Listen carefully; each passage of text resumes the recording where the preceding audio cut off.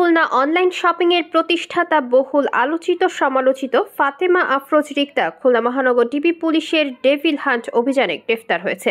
সে বাগেরহাটের কচুয়া উপজেলার মোহাম্মদ মুজিবুর রহমান শেখের মেয়ে।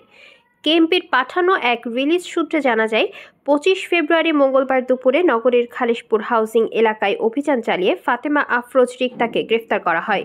সে মোংলা পোর্ট পরিচালকের বাড়ির ভাড়াটিয়া। গত বছরের 12 ডিসেম্বর খুলনা সদর থানায় দায়েরকৃত মামলার সন্দিগ্ধ আসামি। এছাড়াও তার বিরুদ্ধে বিভিন্ন ধরনের অভিযোগ রয়েছে।